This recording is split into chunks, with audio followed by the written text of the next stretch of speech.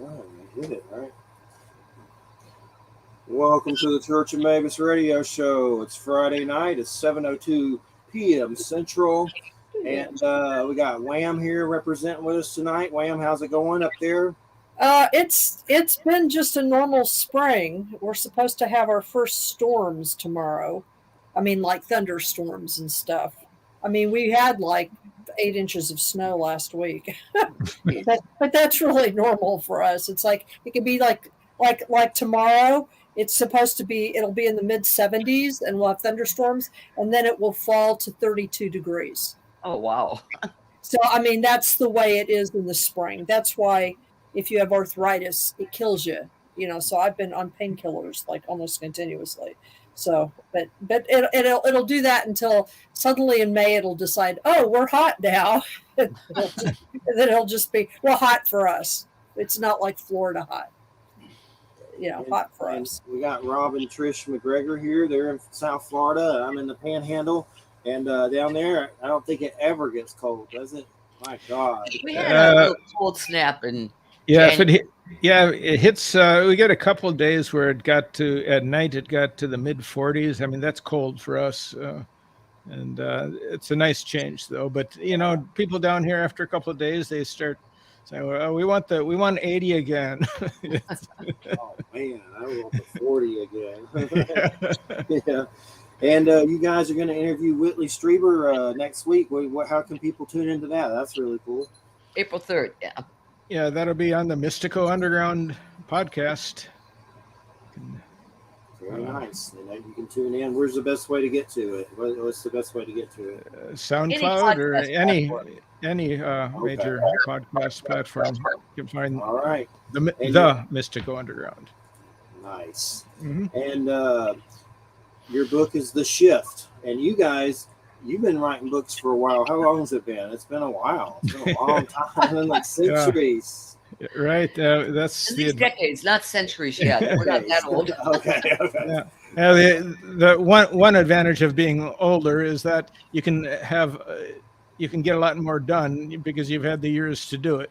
So. How long has it been? When did y'all first start writing? 85. Yeah, 85. We met in 82, Trish? In November of 82. 81, Rob. 81. Okay, sorry. November 81. He doesn't even know when our anniversary is. So we space out. Bald guys space out a lot. Yeah. So it's the sun.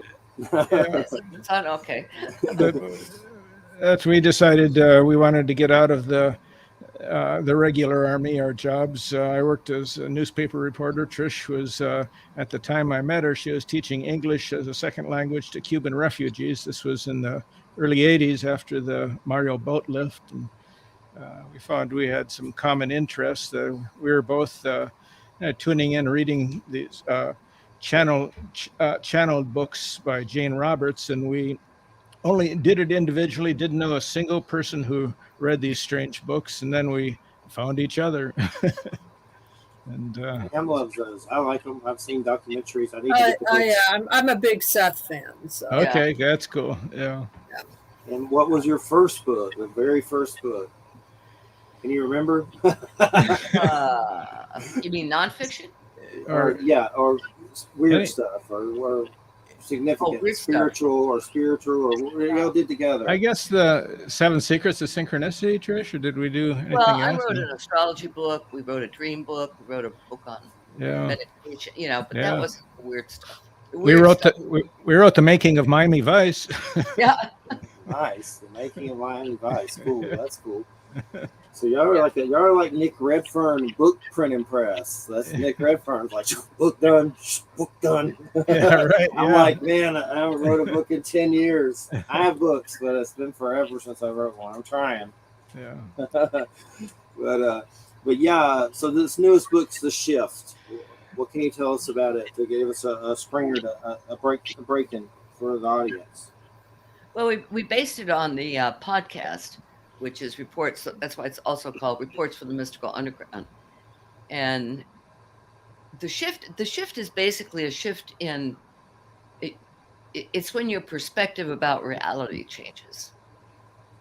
It's an awareness that seems to be happening kind of quietly, but yet it's an underlying awareness of more and more people kind of tuning into a sense of something going on at a higher level, and being all, despite the daily chaos in the everyday world, that there's a connection, and more people are tuning into it.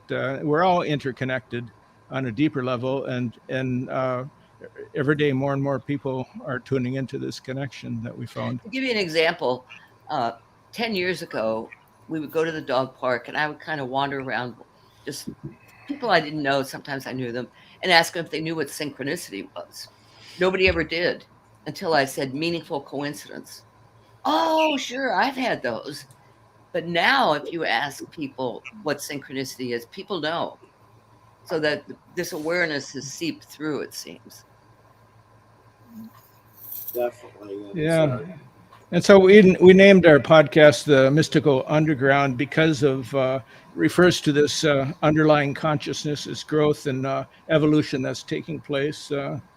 It's where we perceive intuitively through the heart, where we might experience astonishing and meaningful synchronicities, coincidences, it's you might momentarily connect with a lost loved one, and a vision, a voice. It's both personal and it's collective. It's one of the reasons that the ET thing seems to be growing and growing and expanding, and more people are becoming aware of it. Of course, there may be more of them. I don't know. Yeah. And the shift is also something that's beyond religion, politics, and mainstream science, and it's overlooked by the mainstream media as well, that focuses on conflict. And but it's at heart, it's a growing recognition that we're all energetically entangled. And Definitely. although, yeah. And I have a lot of it with numbers. I've had Bernard Bateman on. It looks, I think, something. Oh, like yeah, that. Bernie. Bernie, yeah, we know Bernie. That's a good one for sure. So I'm familiar with the subject a little bit, and I have it, of course, and definitely. So the book is basic. Is it stories from your? I know you have different chapters, and I love all the chapter names. Those alien dudes, or you just telling stories from? Oh yeah. From we or actual experiences from people you've interviewed. Yes. Yeah. I mean, the odd thing is there are a lot of people, it seems, who are abducted or have encounters and are afraid to talk about it, for fear of being deemed nuts. And, so we've collected a lot of these stories from people who didn't want to talk about it to anybody else. Because we don't judge it, we just say, okay, tell us what happened. Take them at their word. Yeah. Definitely. We had a great story of a couple who just walked back into time and into a little village, and that doesn't exist anymore. It was destroyed in a huge hurricane. I think it was 1700s. 1780. Yeah, massive hurricane went through the Caribbean. They were on Bermuda. One of them wasn't alien connected. No, that was just yeah. But very strange though. I mean, walking back, they just decided they had just met. He was in the Coast Guard, and she was with her friends, and they were Navy nurses training, and they took a flight to Bermuda for the Thanksgiving weekend, and there was 4 girls and 4 guys on the ship. John and 3 of his buddies got off, and they went to this restaurant, and they saw these 4 young women and introduced themselves, and they all sort of paired off, and John felt very connected with one of them, so he went for a walk on the beach with her. And they came to this wall, and they watched the sunset and talking, and it seemed like they had known each other for forever. And it was unusual situation for both of them, because she felt very comfortable with him. And then she said, well, we should head back. So they saw this path, and let's try going a little bit inland, taking this path back to town. And they come to this hill, and he just has this strange feeling that something is, there's going to be there's a village on the other side of this hill. And she kind of tunes into it too, and she says, yeah, there's a church there, and the church has a clock on the steeple. And he says, yeah, the clock is stopped. So they climb the hill, and there's this little village, and that looks like someplace from the past. Small wood frame houses, and a church and a graveyard. And they walk down into the town, and they see like deserted though, no people. They don't see any people. They see like kerosene lamps in the houses, and they go up to the church door, and he grabs the door, and he said, I felt that door and I shook it, and it was locked. And they walked over by the cemetery next to the church, and he says, you see how this is divided here? On this side, that's where the black people are buried, and over here the white people are buried. He says, I don't know why I know that, but I do. And so they sat down. She had a blanket because she'd been out to the beach with her friends, so they spread out the blanket in front of this little wall in front of the cemetery, and they both sat down. And so John starts feeling very amorous and gives her a hug and a kiss, and suddenly they lay back, and boom, they're both gone. I mean, they just pass out. And it's like they're falling through a tunnel, he said. And they come to, and it's 2 hours have passed. They're still in this village. They look around, and she said, oh, I got to get back to my friends. And it feels kind of awkward. I mean, what happened anyhow? And so off they go back. And she leaves the next day, so he hasn't got much time to, they exchange addresses. This is way before the internet. And this was in the 60s. Yeah, early 60s. And so he's on shore. He gets shore leave again in about 3 days, and he says he's going back to that village, and he wants to write her a poem, send her a poem, a love poem, and he's going to go sit on that wall by the cemetery again.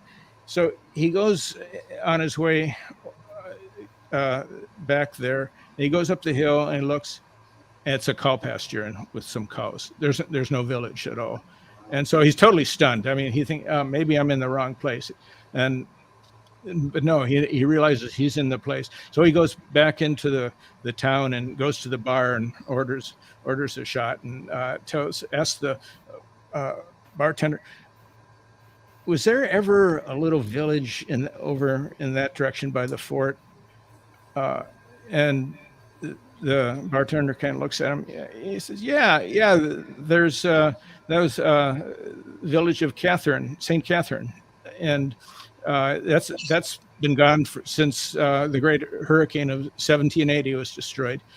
And he said, so he's about to leave, and the bartender says, hey, if you want to learn more about that village, there's an old sea captain here who's knows about it. He's kind of a historian, and so he tries to see him, but he finds out he's in England, and so he knows he's going to be back. And like 4 or 5 months later, he's back in the port again, Bermuda, and so he finds the sea captain, and the sea captain. He talks to the sea captain about that village, and he says, "Why are you interested in that village?" And then he describes this experience he had there. And at first, the sea captain seemed very, kind of suspicious of him. And then he pulls out this, opens up this cabinet, and he's got pictures of his great, I don't know how many greats, but grandfather and grandmother. And the grandmother, the great grandmother, looks exactly like that young woman that he had met. And so he has this sense that it was not only stepping back in time, but it was actually a past life experience. And the captain explained that the entire village was destroyed.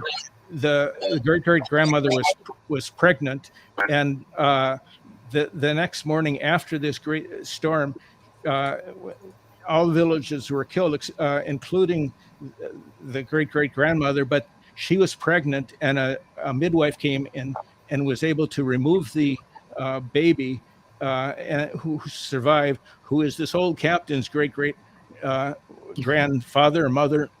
And so that's where the story, why he had, the story. So it's it's a. But tell them the rest of it. You talked to Catherine. I mean, you. Okay, yeah. So I mean, no, Barbara. Her name is Barbara. So Barbara, yeah. right. So I'm just hearing this from John. And how do I know he's just not making this up? And so he tried to get back in touch with her, with Barbara, and what happened is they exchanged a couple, 2-3 letters, and she finally wrote, I'm going to get married, and we can't write each other anymore. And so that was it. And he felt almost, heartbroken that he'd never see her again. And then years pass, decades, and the internet comes into existence, and he starts searching, and he finds a connection in Wisconsin where she lived, and found her, actually the wedding notice. And he's able to track her down and get her telephone number. So he calls her and leaves a message and and he says, I don't know if you remember me, but I met you, I think we were both 19 in Bermuda. And like hours go by, and then he gets a call back, and it's Barbara. And she says, yeah, I remember that village we were in. And then when he had changed letters, he never told her the village wasn't there, because he thought she would think he was crazy. So now, after all these years, he tells her there was no village. And she's, she doesn't understand it, but she says, yeah, I definitely do remember that village.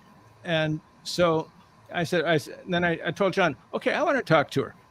So I got her email, we exchanged emails, and yeah, she did remember taking that trip and meeting John and taking that walk as he described. She did not remember the stuff about the seeing the church in advance before they got there, but there was a clock on this church, and I was wondering how they would 1780 would they have clocks, and I did some research, and yeah, they did have clocks in 1780s, so that was realistic.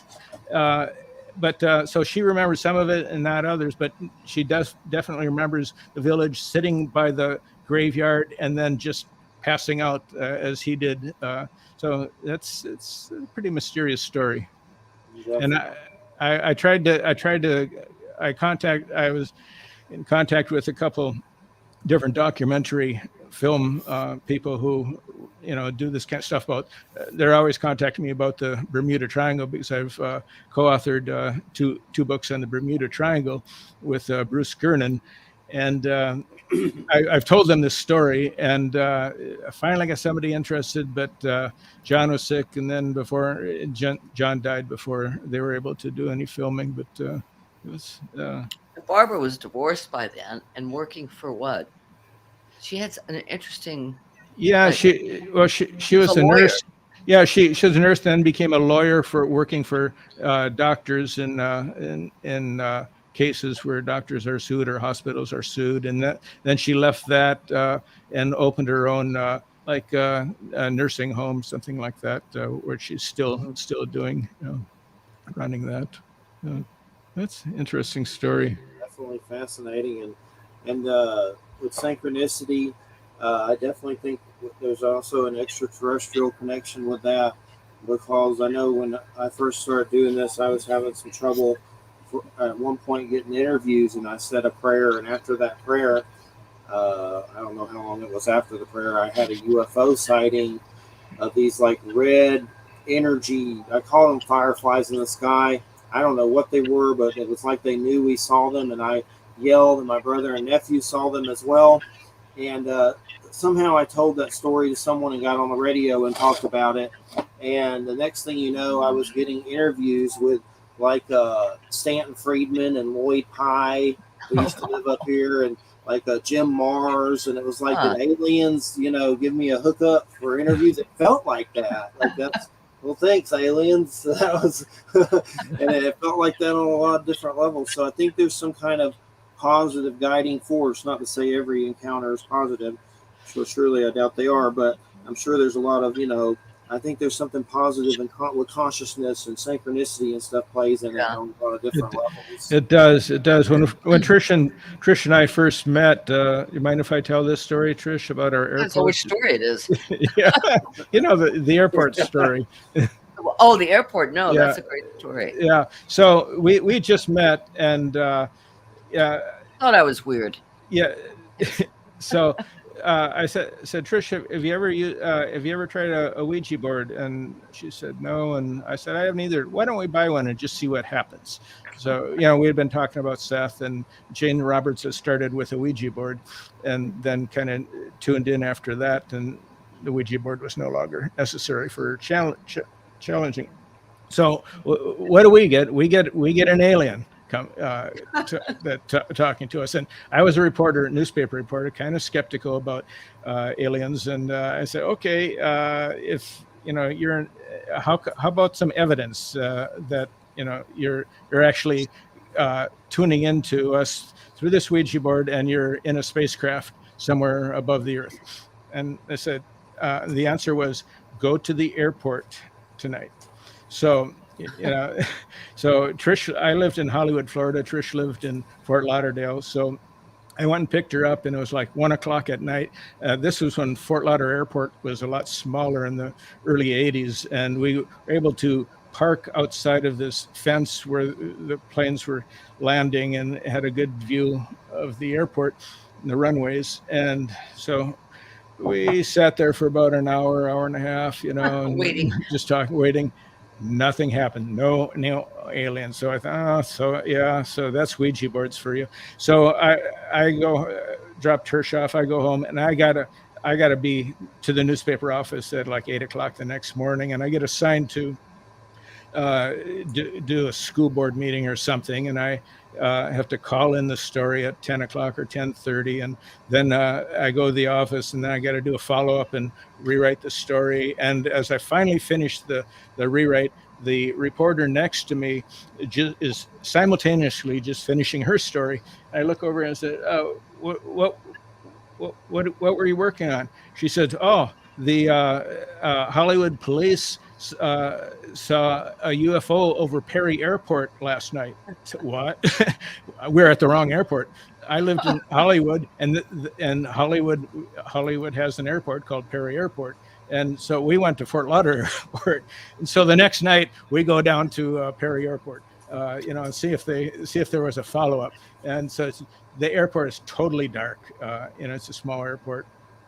Nothing there again. So we're coming home. We're in separate cars, and I fiddle around with the radio, and I get something strange. It's like an old-time radio drama.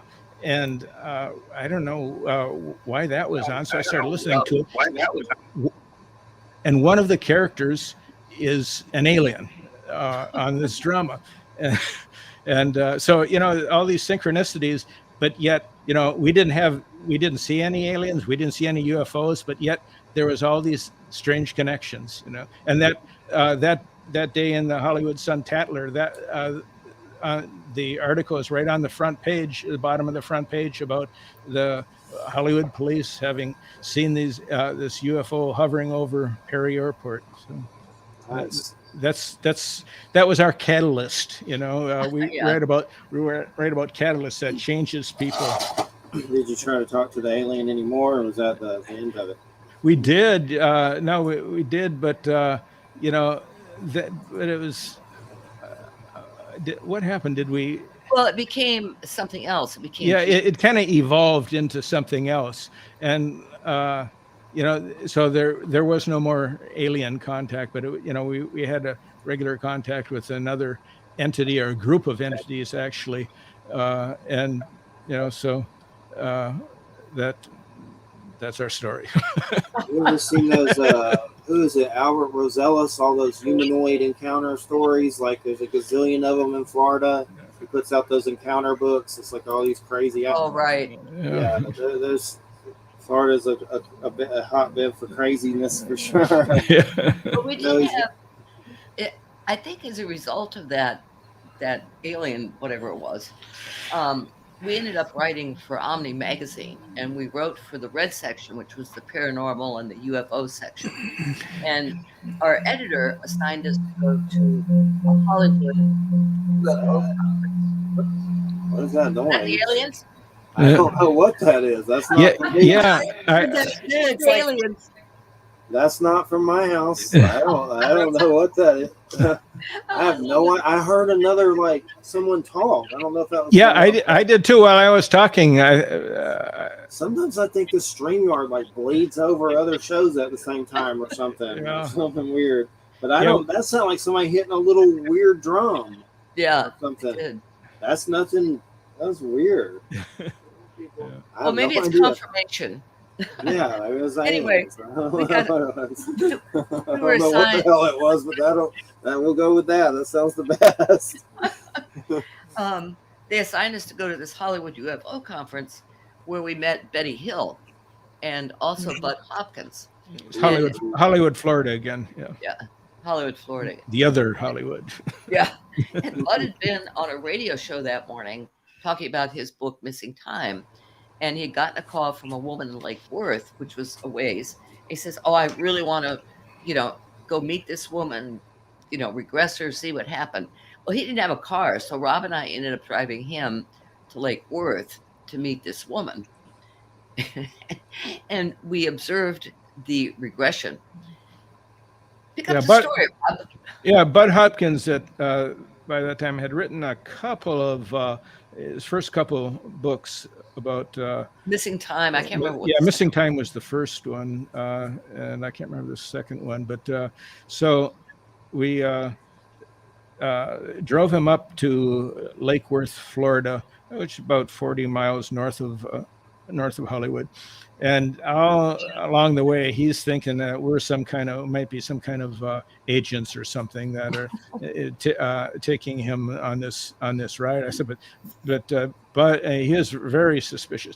I said, Bud, look at our car. Don't you think agents would have a nicer vehicle than this one? The AC is not working. The AC is not working, and it's hot. And he said, "Oh, okay." So we met this couple. The Domers, we called them. I think that was their name.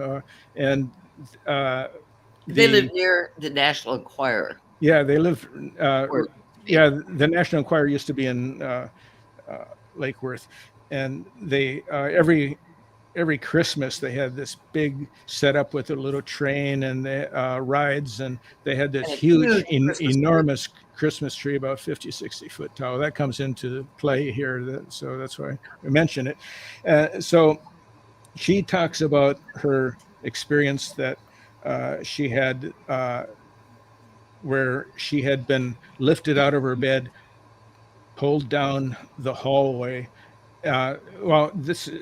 This comes out when Bud takes her back into hypnotic regression. She knew she had heard Bud, and she knew that something strange had happened to her, but she wasn't sure of the details, but it just made her very frightened just to listen to him talk.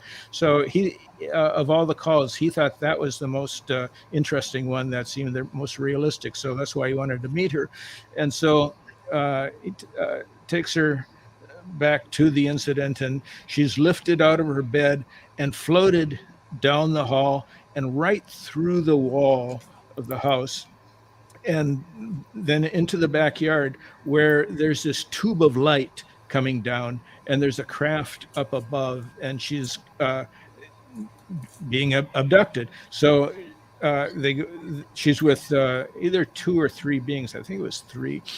They're surrounding her, and they just start rising up in this tube of light. And as they're going up, she has this great view of the National Enquirer Christmas tree, and she points it out to the aliens. And Buzz says, "Oh, what did they think?" And she said, they weren't impressed. I mean, they didn't have anything to. They didn't react at all.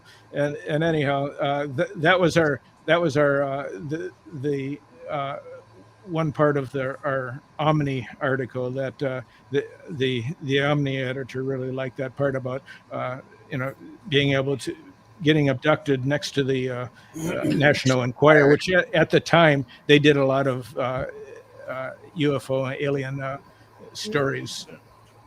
Yeah. And then we spent the weekend with Betty Hill too, because she was there. Yeah, that same weekend. Yeah, and she was fascinating. I mean, she got up and gave her talk about what had happened to her and Barney. And so we asked her and the woman she was with to come over for dinner that night. And I think Renee, two psychics also came over, and we were just enthralled with her story. But at one point, we're all sitting in our living room. There's some sliding glass doors that looked out to the parking lot. And all of a sudden, Betty leaps to her feet, rushes towards the doors, throws them open, and rushes out to the parking lot. So we all went after her. And she's standing out there going like this, look. And it was a plane. But we thought it was a plane.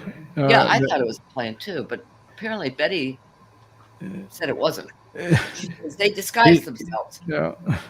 So, Adam, we're at that point, we weren't so sure about, Betty has had so many experiences over the years, and, she tended to, we had talked to some people who knew her, and she tended to see a lot of things in the sky that other people don't see what she's seeing. But, who knows what she was tuning into. There's a lot of good stories that have come out from, I think it's her niece had written a book about Betty. Yeah, we had interviewed her one time.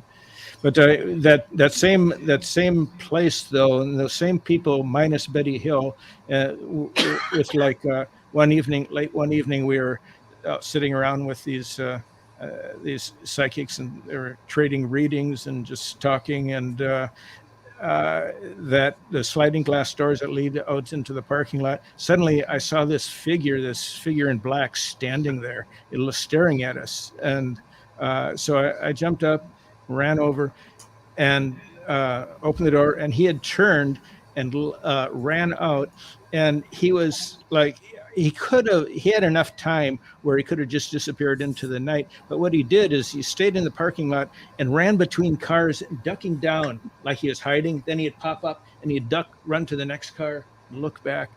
And so Trish or somebody called the police, and the police take forever to respond usually for something like this. But like 5 minutes later, there was like 7 or 8 cop cars zipping through looking for this guy. And they come up to us, and we wonder, what the hell is going on? I mean, how did we get such a response? And apparently there had just been a murder less than a mile away. And so they thought this might be a suspect they were looking for, but they never found the guy and never saw him again. But that's our Man in Black story. Nice. Does Bigfoot ever come up at all on your radio show or in your book, or is that something that ever gets tackled? I have. I don't think we've written about it, but I had a Bigfoot experience. I grew up in Minneapolis, and every year I would go up to the Boundary Waters canoe area, which is like the arrowhead country of northern Minnesota, which is totally no roads. It's the land of 10,000 lakes is the legend of Minnesota, and all these lakes are interconnected with portages. So you can't take any motorized vehicles there. You can't take any canned food there. It's very back to nature, and you have to portage your canoe down these trails to go between lakes, and you have to make reservations to get up there. And it's very restricted, but it's just beautiful. It's incredible. And the Forest Service keeps these campsites set up. So there's when you get to a campsite, there's already chopped wood there.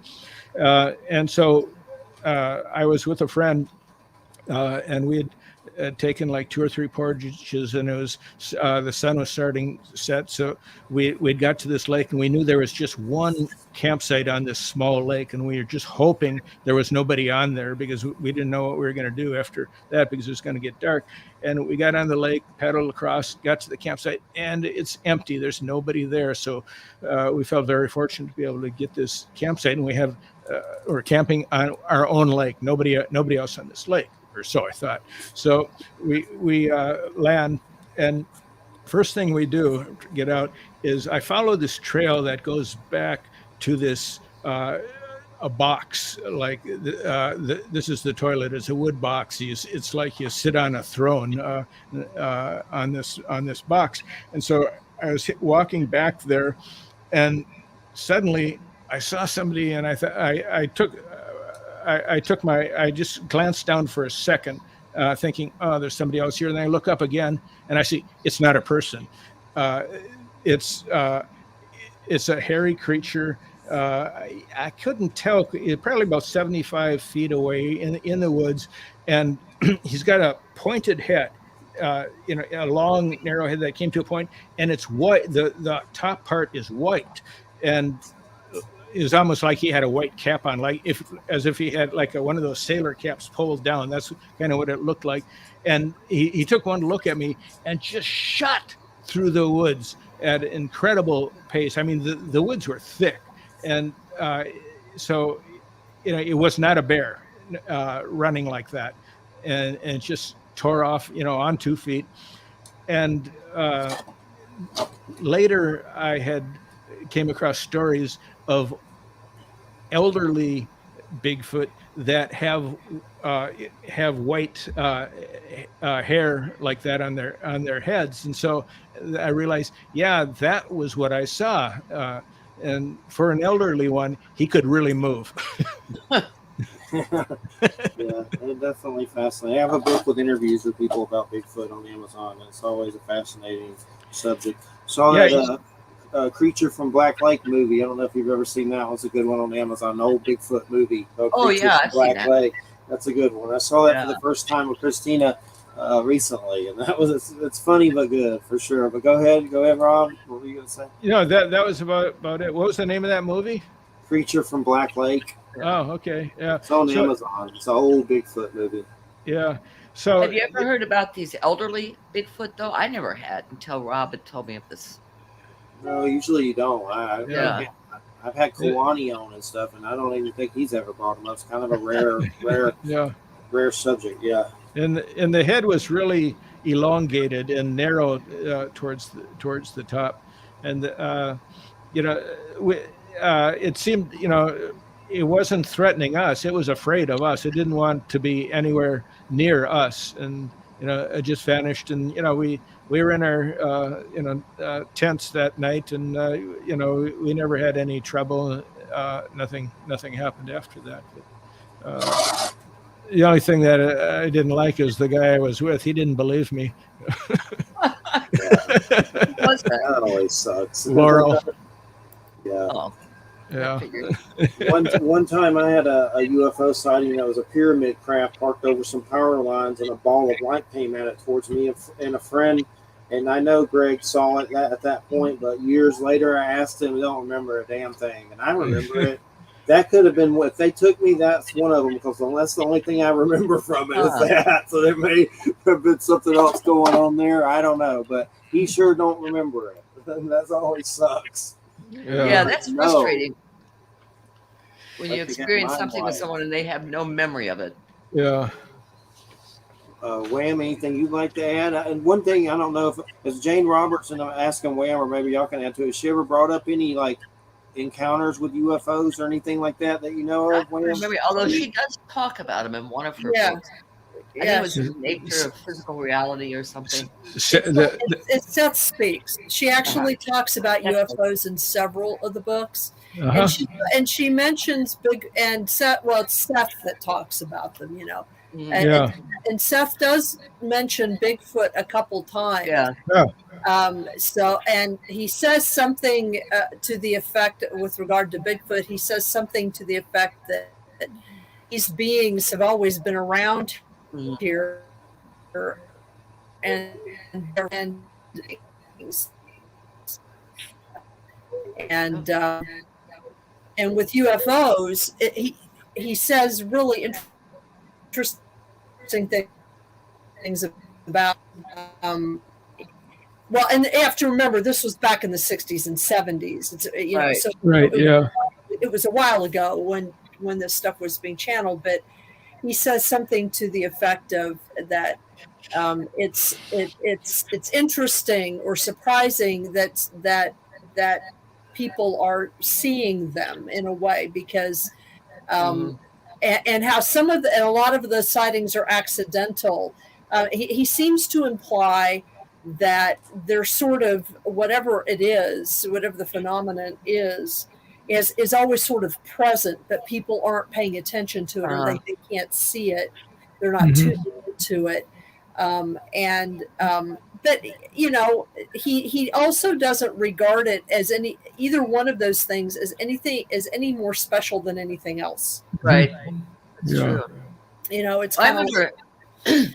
I mean, when I was 16, I was in boarding school, and we were sitting in this woman's room after dark, after lights, and all of a sudden I see this light. She had a side window. I see this light, and I ran over to the window. I'm standing there watching this thing, and it's doing all kinds of crazy maneuvers. And I thought, this is not an airplane. So I kept calling the other girls over, come here, you got to see this. Nobody came. So it's just standing there going, oh, this is a UFO. And they laughed and said, Trish, it's nothing. It's an airplane. I said, no, it's not. Yeah. And it's funny she tells that story, because we had a similar event happen to us. It's probably, I don't know, Couple 3-4 months. years, Maybe a couple year months. ago. No, at least a year ago. Yeah. So we had gone to Barnes and Noble in our town here, Wellington, and we're looking in the paranormal section, and I saw a UFO book that I'd never seen before, and I decided to buy it. And in fact, I've never seen the book since then. I don't know whatever happened to it. But so we got the book, and we leave. We walk out in the parking lot, and there's this craft or something, a bright light above the parking lot, just not moving at all. And I don't know. It wasn't very high either. No, it's only like 500 feet, maybe, or maybe but less. just it was almost like an orb, but it was bright, and we stood there looking at it quite a while, and there's people walking by, but no, we noticed nobody looked up. Nobody said anything. Nobody looked up. I mean, if I see somebody looking up, I probably tend to look up myself to see what they're looking at. But nobody did. And so finally, it probably at least 5 minutes, maybe 10 minutes that we stood there. Trish says, okay, I want to go to Walgreens now. So Walgreens was only a quarter mile away. So we drove from Barnes & Noble over to Walgreens, and she goes in, I stay in the car, and now I see it again, but it's across this main road called Forest Hill Boulevard, and there's a golf course over there, and it's hovering right in a place where I could see it, because there is a lot of obstructions, but yet it was right in this. It was almost like it was there for us, and it just very. So, the second location, there it was again. And Trish came out, and I think by then it was gone. But so it's one of those unusual situations that what does it mean to I thought, well, could it possibly have been a drone? But it was just sitting there in one spot like that and not moving, bright light, and I don't know. So maybe we need to go to Barnes and Noble after this. We'll find and see what happens again. Well, I had one really weird situation like that I don't talk about very often, where and this happened a few years ago. I live in the Mid-Hudson Valley, and at the time I was teaching evening college classes, and I don't know if you're how familiar you are with the Mid-Hudson, but there are these various bridges that join the eastern and western right. shores of the river, and there's like 5 of them, and so they're like really important places. If you're commuting, you frequently have to take those bridges. And so I lived on the west side of the river, but I was teaching on the east side of the river. So that night, it was a night class. I was driving, towards, obviously, over the bridge, and the Mid-Hudson Bridge, you go over it and then you kind of go up a hill and a gradient, and because you're going through part of a mountain basically right there, and then you turn left and you can kind of see the sky is kind of clear right in front of you. And as I came around, this is at night, as I came around the corner, I saw this massive, it was huge. It was a massive craft in the sky. It was like one of those, it was as if one of those Westchester wings or whatever they had in the 80s was like practically sitting right above the road, no more than 80 or 100 feet off the ground, and it was huge. I mean, it was like, and what I most remember about it was the lights on it were these unearthly colors that I can't even really describe exactly. They were, and they were window. I mean, there's this whole description I can give. I just don't want to go into a lot of detail. I mean, because I can go on and on about it. But I was in motion. I was driving towards it, and about 40 miles an hour, and I realized I was going to pass right underneath it. And this was like right over like a major toll booth, and nobody else was doing anything. Nobody else was looking at it. Nobody else was like the traffic. There wasn't a lot of traffic, but what traffic was there was not. And I thought to myself, I mean, I had just moved to New York like maybe 2 years before. And so I thought, are all New Yorkers like this? They're just seeing so much weird crap and they don't pay any attention to it. Or am I just kind of nuts? And I just kept watching it. And as I went underneath it, I could like look up into part of it, and actually kind of there was this intense light. I can't even describe the color. It was like this beautiful golden peach, warm. It was almost like it was alive. And as I passed underneath it, I looked towards the toll booth, and I could see the lights reflected in the toll booth glass. Wow. So if this was like imagination, it was really good imagination. Yeah, right. And so nobody stopped. Nobody said anything. Everything was like normal. Like, am I the only person seeing this? So as I continued past it, because I was in traffic, I couldn't stop. So I continued past it, and I went and I took my exit, which was the next exit. And in that exit, you kind of make a swing to the right, so I could look back at it like this, for like a few seconds to see. And what I saw was this. I can't even describe to you how huge it was. It was like a city in space. This huge, huge ship, and you could see the lights shining from the front that I had seen, shining down like this. But in the back, you could see this massive superstructure. And then, of course, was there anything? Was there any noise? Was there any noise? No. Wow. No. So I looked back and I saw that, and then of course I was going too fast and it just passed out of my view. But it was just like, what in the hell did I see? Yeah. Was this take place very close to West Point? Well, it's up the road from West Point. It's up the river from West Point. West Point is maybe maybe 30, 35 miles south. Yeah.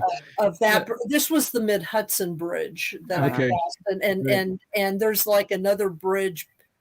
There's the Beacon Newburgh Bridge, that's and Newburgh, yeah, further south than that. yeah.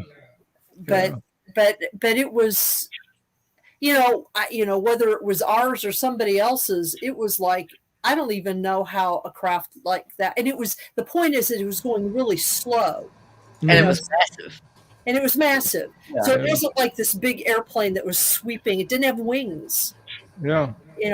And I could sort of draw it. I'm a really crappy artist, but what I most remember are the colors of the lights. And I wish I could describe them, because I've never seen any colors here on the planet remotely like those colors. Were there any windows?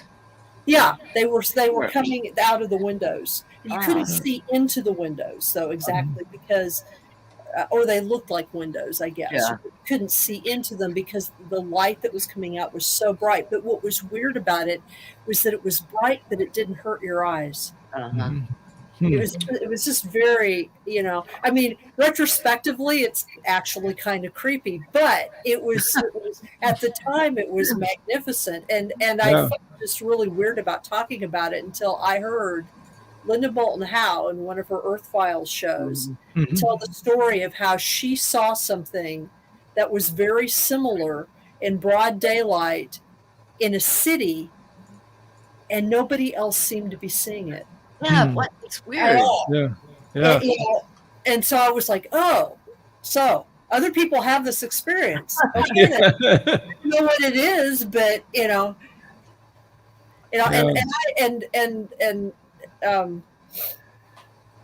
Jeffrey knows me well enough to know that he sees more stuff than I do. I don't really see a lot of things. That's not really what I do. But I have other perceptions where I pick stuff up, but I don't really see stuff. And he's seen a lot more UFOs than I have, for example. Yeah. But this is like what? So if I do see something, it's really marked. Yeah. We had another sighting that's kind of a synchronicity, because it happened in the town of Jupiter, Florida.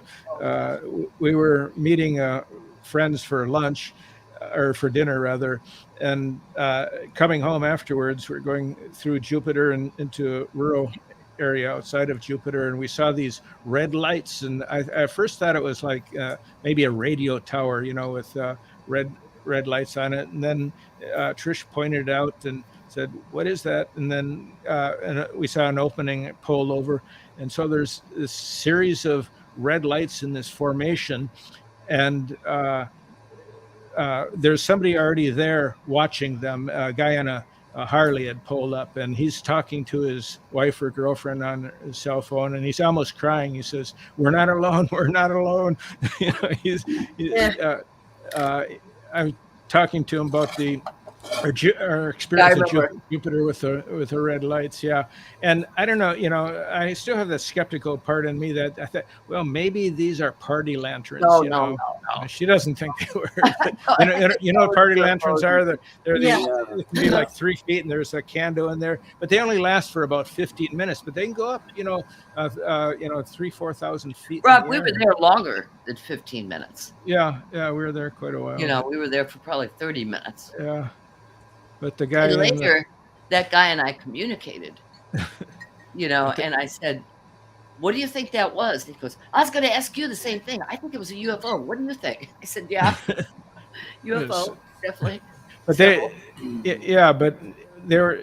they were more like orbs, but red, and they were separated. And, they were big. It wasn't part of one big craft or anything, because they're moving around independently.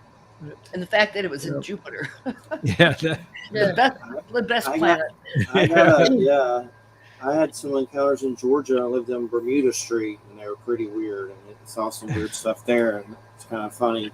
But I've heard some rumors of Florida. I don't know if y'all have ever heard anything about this, but I've hung out with Stacy Brown, who's on Finding Bigfoot, a lot about Bigfoot, and then I had Mark Muncy on not too long ago. And I know he does a lot of Florida paranormal stories and stuff.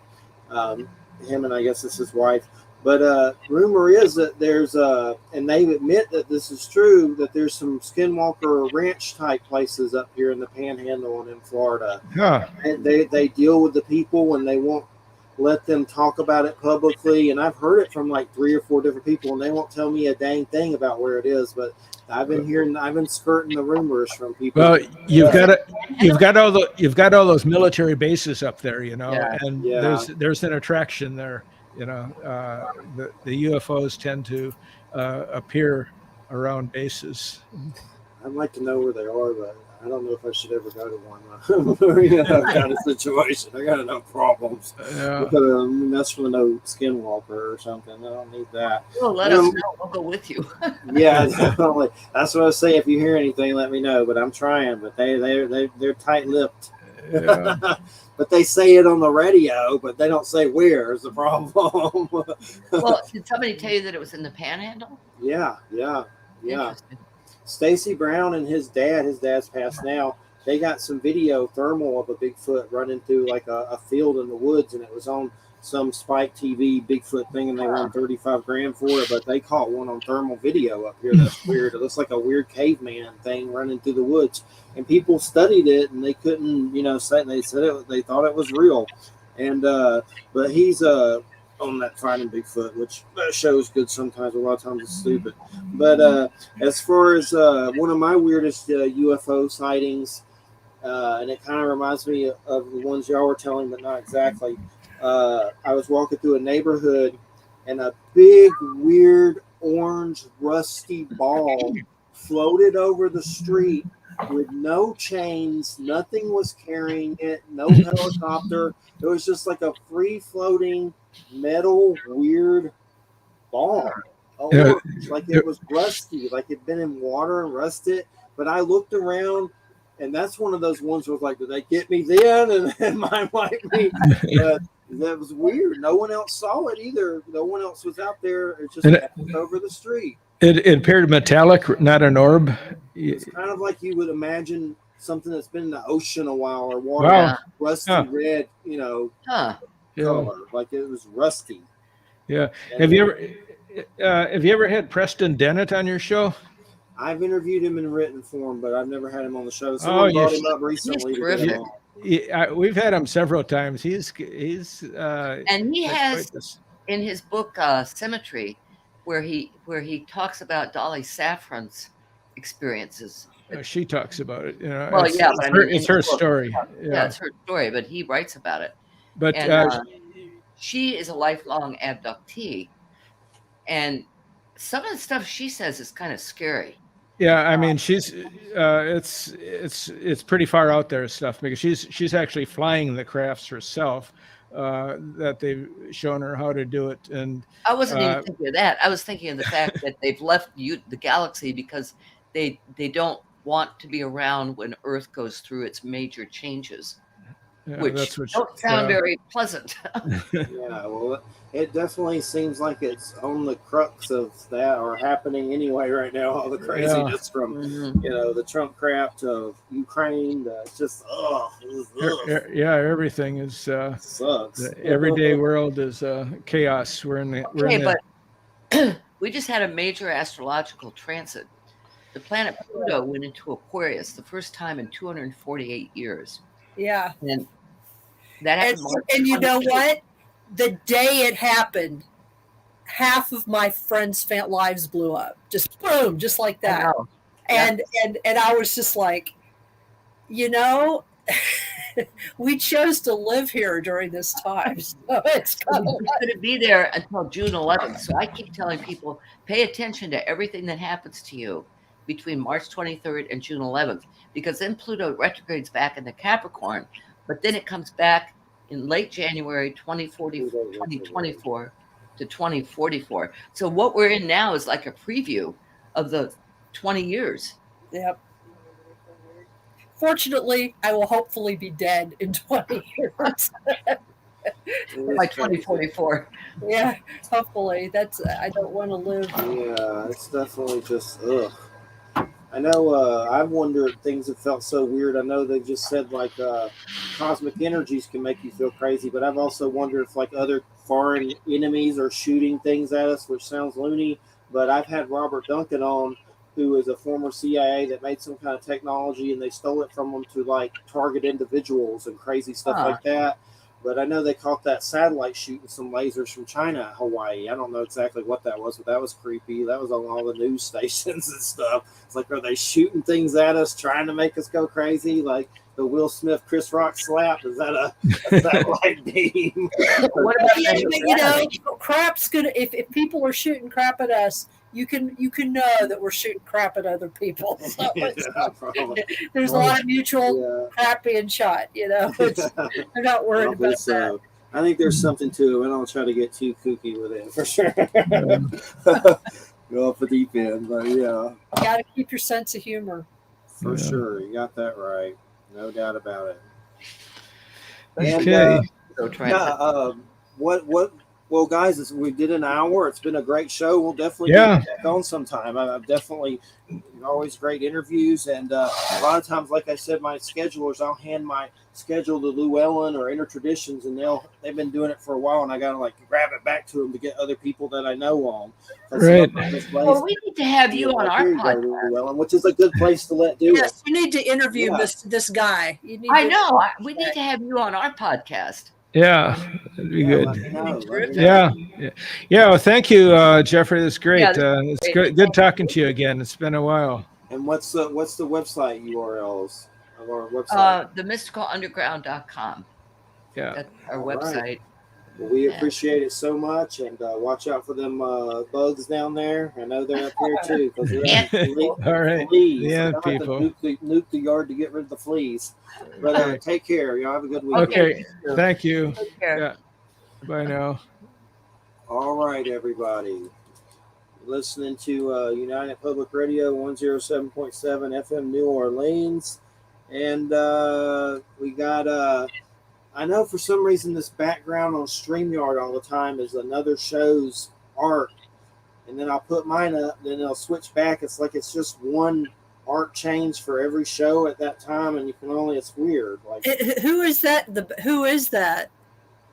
The show? No, it's like whose head is that? That's the art. That's some weird Graham Ganson thing. I'm not. It looks like a British politician or something. I don't know, like a man with a reptile face.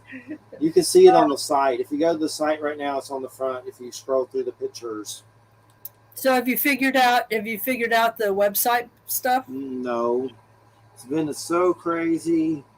Let me tell the story that happened pretty much. And right now, what happened is, the site hadn't been updated in like 5 years, like from PHP and WordPress and all that crap.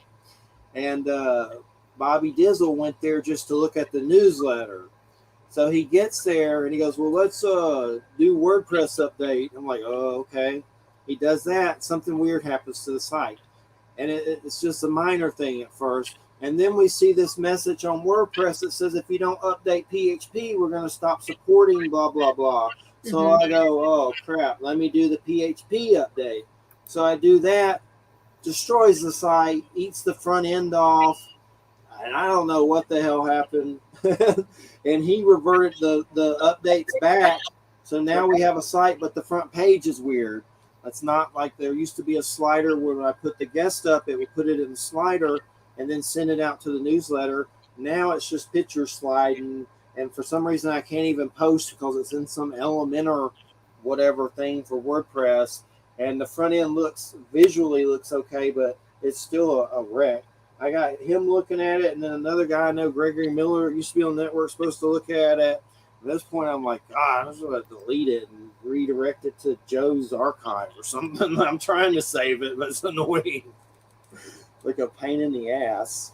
But those updates and all kinds of just the updates cause the problems. And it says some stuff about what it is, but you got to really have somebody in there that knows what they're doing. And it ain't me, that's for sure. But there's people looking at it that are nice enough too. They're not asking for any money right now, so that's good. And I just paid the URL thing. There's always some new stupid fee coming up from GoDaddy every time it farts. But if you look at Church of Mabus Radio on Facebook, the group, you can find info to donate to help with the GoDaddy funds. If anybody wants to check that out, the email for PayPal is mafha@yahoo.com. Mafha, mafha@yahoo.com if you want to send anything. And it goes towards trying to save it. And luckily, the people aren't asking for money, but I don't know if they're going to be able to fix it. So we'll see. I'm going to see. I gave the info to this other guy, and he hasn't done anything yet. So 2 people haven't been accessed besides me. So right now, and Bobby's like, let's just delete it, and I'll put something simple like my site up. And I'm like, well, that maybe. Let's see what happens with this other thing. So it just sucks mostly, but. Well, I mean, one of the things that I would suggest, because I don't know, it depends on how much money you can put together, but or what Bobby might be willing to do. But I redid my website at Wix, Wix.com, and it's amazingly easy to deal with. I mean, it's really. In order to migrate my stuff, I did hire some people that are connected to them to do that for me. But you might be, Bobby might be able to do that himself or somebody, so that you don't have to hire anybody to do it. But the Wix sites are really simple; they're very interactive, and you don't have to worry. I mean, I when I first did it, I even had to get customer support a couple times because I was having trouble with the company, the provider that I'd had before. They didn't want to relinquish the rights to the site that I had with them. They didn't want to they made the transfer difficult. I actually used their customer support, and they got it done. So my suggestion would be that you think seriously about it going to a different provider. Yeah. Because you've had trouble with your site for a while, off and on. There's always something.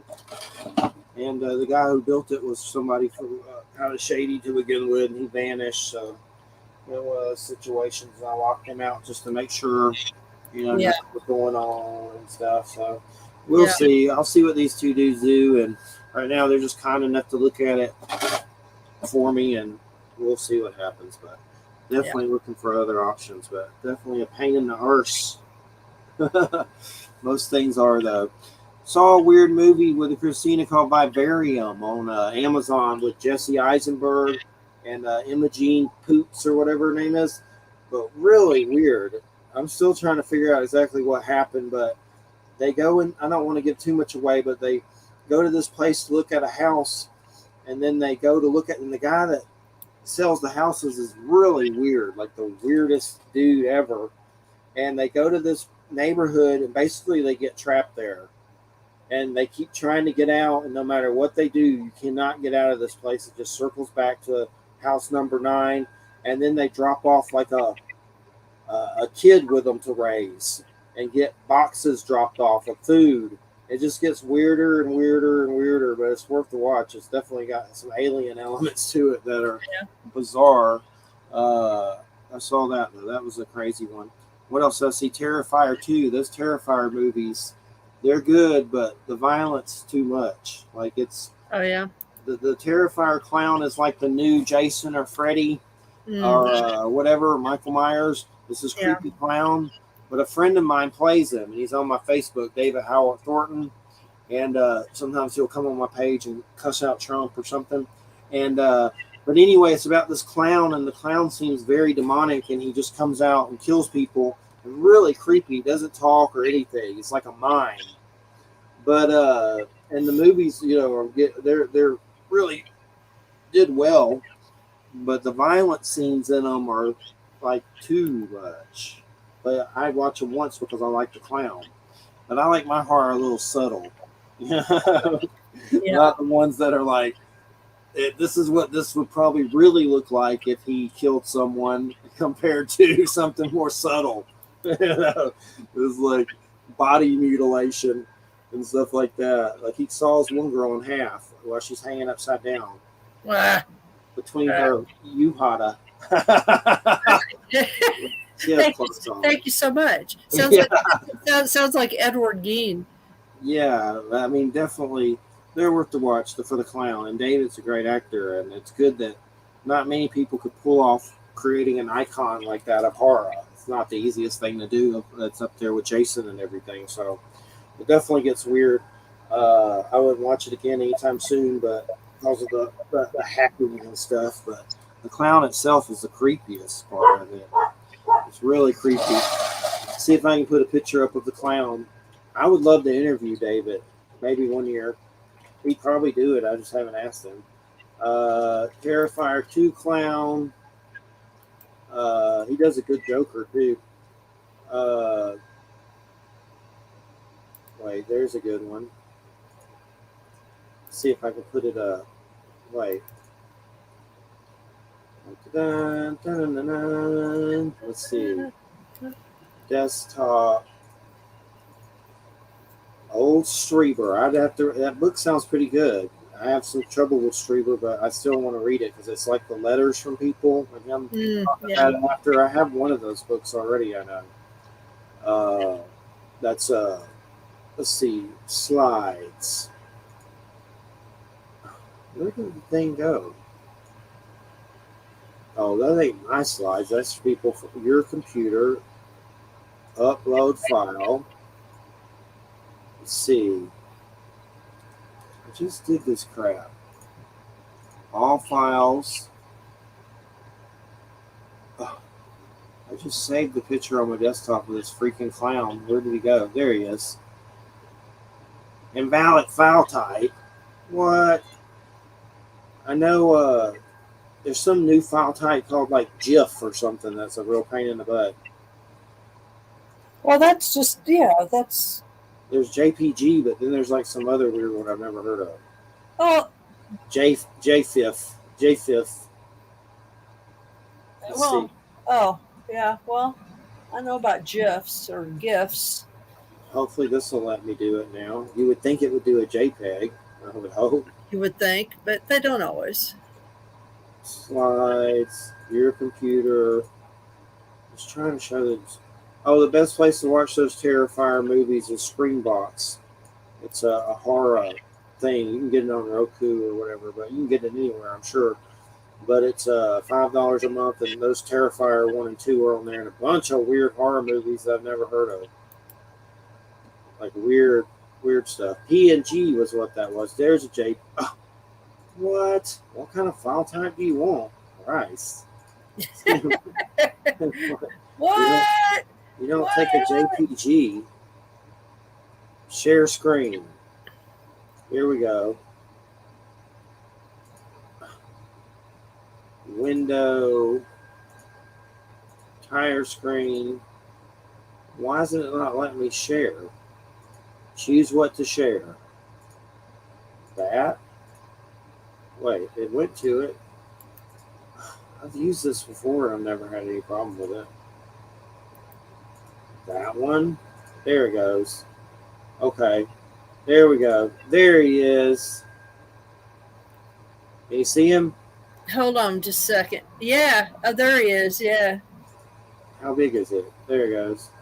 Yep. That's the clown. That's the clown. I hate clowns. Just that clown's very mean. That's all I'm gonna say. I hate clowns. Why do you hate them? You've always hated them? Yes, I've always hated clowns. I've always been terrified of clowns and dolls. I don't want them near me. Is there a particular reason that something happened? No, I've always thought that they just looked really creepy. I don't have any reason. It's a visceral thing. It's just in my gut. There's a good movie by Stuart Gordon called Dolls. You'd love it. It's like all these creepy little old dolls going around killing people. God, no. That's the Reanimator guy, Stuart Gordon. What else did he do? From Beyond. That was a weird one with Jeffrey Combs and all that. It's an H.P. Lovecraft horror movie. Stuart Gordon. He's dead. I saw a book about him that he wrote, a manifesto that's coming out or something, like his own book that he wrote. I have to check it out. Jeffrey Combs introduces it or whatever, or writes something in it. But you know who Jeffrey Combs is, don't you? Oh yeah. Yeah, he's a weird dude. He's in a lot of weird stuff. Well, Sure. isn't he in a lot of Star Trek stuff? Jeffrey I Combs. believe so. I think so. I know he's reanimators mostly. You know, those are crazy. The doctor that brings back the dead and all that. Mm-hmm. Reanimator. Have you seen Reanimator? No, I You haven't. haven't. No. It's worth the watch, but it's crazy as hell. He basically brings back dead people, and they are like crazy. It's funny, but it's kind of twisted for sure. But Yeah, that's right. Let's see. Yeah, there he is. He's been in the Reanimator. See, I know him best. Because he has played the most different characters in Star Trek, in a number of Star Treks. Like he's been on Enterprise. He's been on Voyager. He was on Deep Space Nine. nice. He does a voice on Lower Decks. So I mean, he's played a lot of different roles. Like he played a Vorta, and he's played um, a Cardassian, and I always think Kardashians, but Cardassian. So he's played just a lot of different characters. Oh, he played an Andorian. That's right, in Enterprise. So that's how I know him. He's got that funny little face. He holds his mouth in a funny way. Yeah, he's been in a lot of weird stuff. A lot of weird horror movies for sure. He's very eclectic, for sure. Eccentric. Definitely a good one. But there's a Stuart Gordon book coming out about the guy that directed. He worked in a lot of his movies, but there's like a whole book that I guess Stuart Gordon wrote before he died. That he writes the intro for it or something. But I need to get it one year. Saw it somewhere. Let's see who's coming up. The great Don Webb, the wizard. Next week, Don Webb. You got his book, right? The Magus? Yeah. I got the Magus book. It's downstairs. It's in my pile. Yep. How to be a wizard. It's in my pile. For some reason, I've never really liked Harry Potter. I don't hate it, I guess, but I didn't get the Harry Potter book. I missed it. Well, some people like that shit. Some people don't. I mean, I kind of enjoyed it, but I think part of the reason I enjoyed it was that it really kind of hit its heyday right during the period when I was just ending my intense academic stuff. Yeah. And so it was sort of like a weird escape from that. You know what I mean? It was like, because I remember when I finished my dissertation, it was so traumatic to do it that I sequestered myself in my apartment for like almost a month, and it did nothing except watch, because I did have cable TV at the time in that particular apartment. I did nothing but read Harry Potter. They had 4 or 5 books out. Read Harry Potter, watch Dark Shadows reruns and Star Trek reruns, and that's all I did for like a month. Nice. I mean, I could read the books and like it now, or watch it and probably maybe like it. I've seen some of the movies that I just didn't get crazy over it. Some people crazy. Yeah, well, I don't get crazy over stuff. There's a game that came out that's actually supposed to be pretty good of Harry Potter, a video game. It's actually doing well, but the worst thing is the crazy stuff with that lady and the craziness with that. Like people trying to boycott the game because of her and all that stuff and all that craziness because she says stuff about whatever. Oh, the transgender stuff? Yeah. J.K. It makes Rowling. it kind of weird. Makes it weirder. Well, I mean,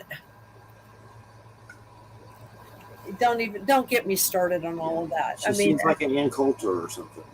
No, she's not an Ann Coulter. It's more complicated than that. I mean, if people kind of want a good sort of analysis, a thoughtful analysis about what's going on with J.K. Rowling, I always say there's a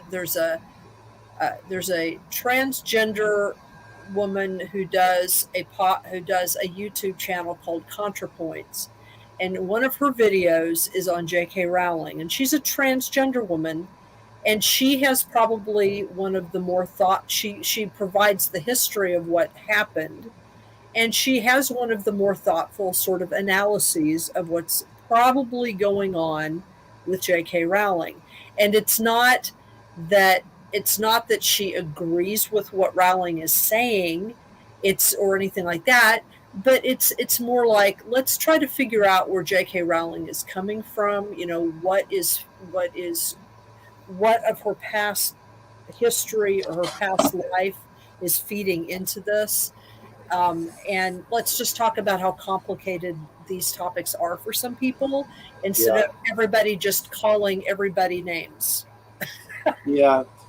I just there were a lot of people in the transgender community who did not like this Natalie Wynn, who does this. That's her, Natalie Wynn, who did not like that she did an analysis like that, because they just wanted her to get on the bandwagon and just trash the entire Harry Potter franchise. But the problem with that is that the Harry Potter franchise had a lot of meaning for people for a long time, and so you can't. It's it's too complicated. It's more complicated than that. It's. I see a lot of the right wing outlets going crazy now because that transgender school shooting thing, and now they're like, oh, I saw some crap from who was it? How something, some right wing nut that's been to jail and stuff. How something. But it was like euthanized transgender people. I was like, my God, these people are crazy. Now they're going to be like trying to say they're all school shooters. My sister is taking testosterone to be a dude. Oh, really? And, yes. And oh, wow. I just try not to sit. How old is she? She's 29 or something. Wow, that's kind of old to transition, but maybe I lose track of her age. But she lives in Canada, and she moved away a long time ago. I haven't seen her in a long time. We talk online and stuff. And I just try to, she'll joke about it. I just try to be careful that I don't say anything dumb. Like, she gets in fights with my mom about pronouns stuff. I don't know anything about that stuff. I'm an idiot, so I just try to avoid the topic completely. And I still talk to her, him. It's confusing, Right. I mean, if you knew somebody, and if you know them while they're transitioning, the pronoun part is the hardest part. It's the hardest part, because I've known several people that have transitioned that I knew before, and then for me the name is not hard. That's not hard at all.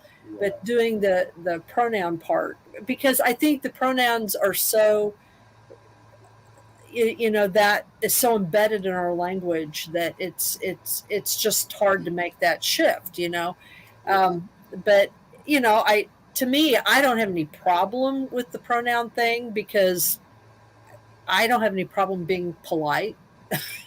You know what I mean? To me, it's a courtesy thing. It really doesn't matter if you understand it or not. Who cares whether you understand it? You're just trying to communicate with someone and be polite. So for sure. And I don't try to, it's other people's business, not my business. So that's the way I try to keep it. Just keep it at that. We talk about video games and horror movies, and just keep it at that. She'll make jokes about right, it. Exactly.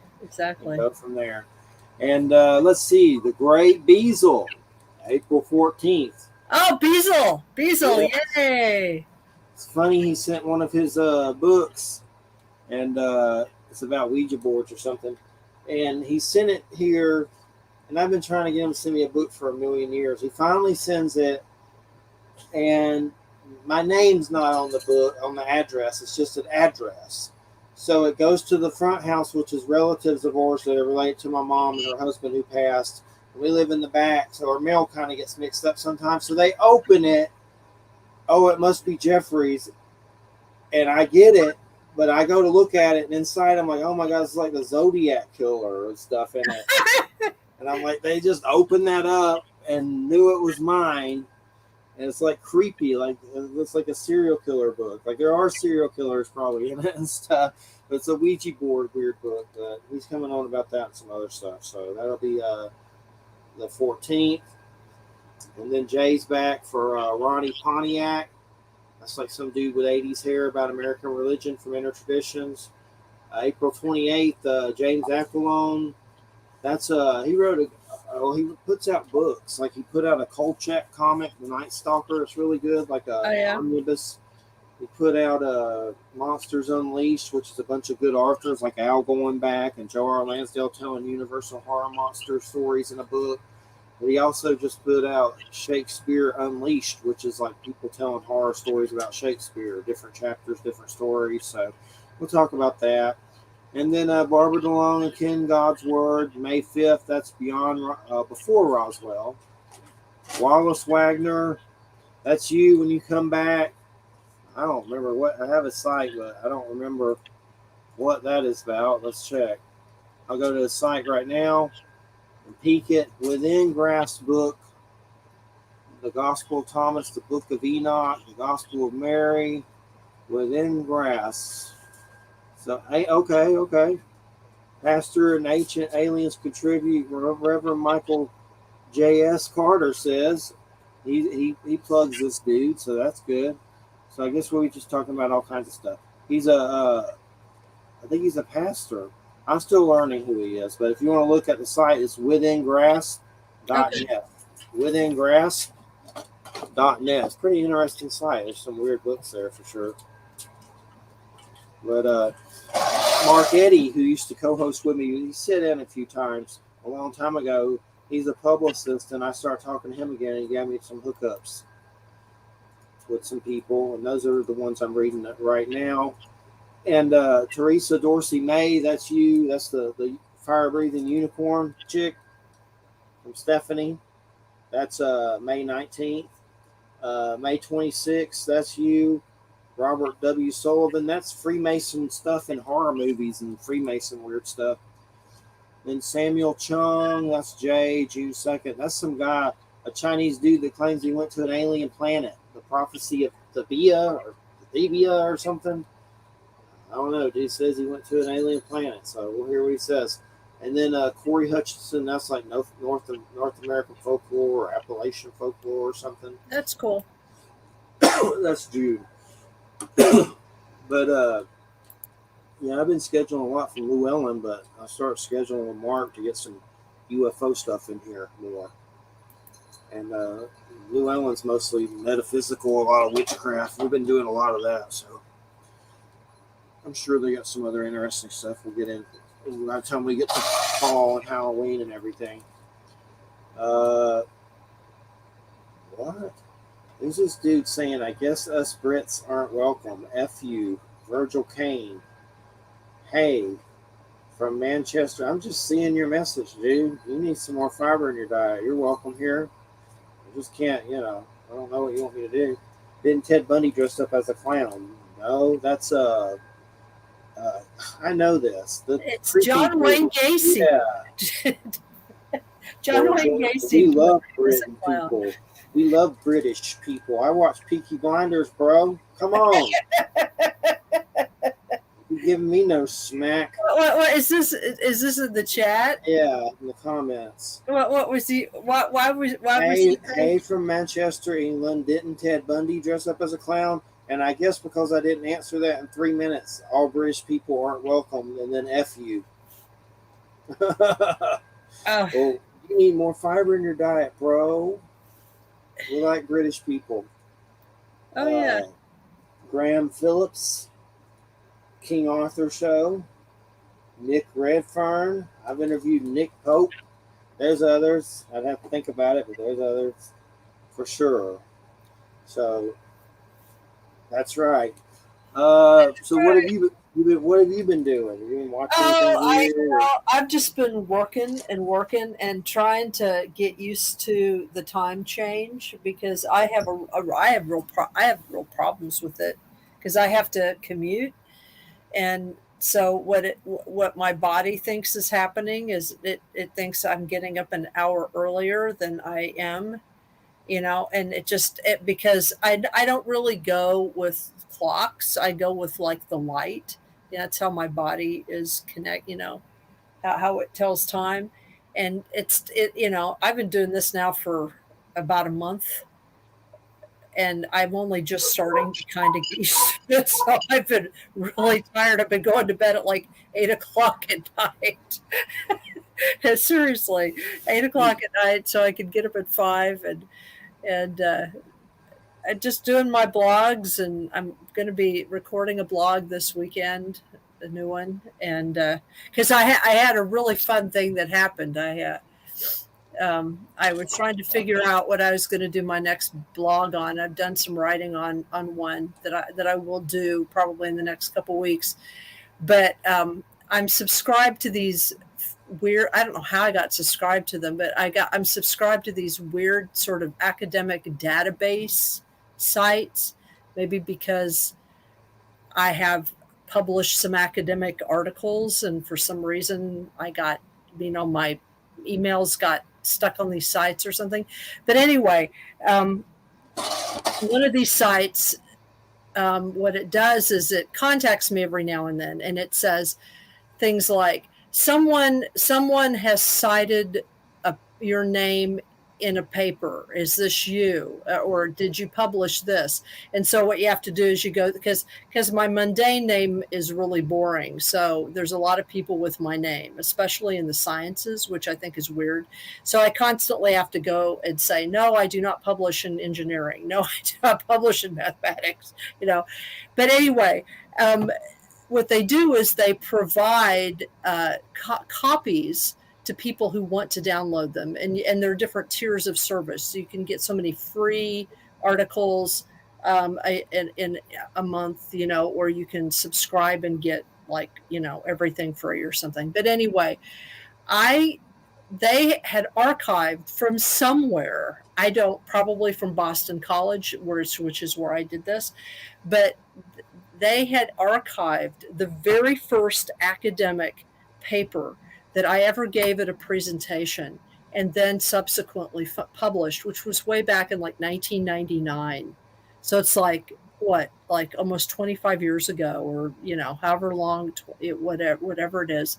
Yeah. And what's really, and the name of this paper is "The Plate in My Head is a Government Plot: Visions of the Eschaton in UFO Conspiracy Theory," and that's the title of the paper. And apparently this paper has been viewed and downloaded over 500 times.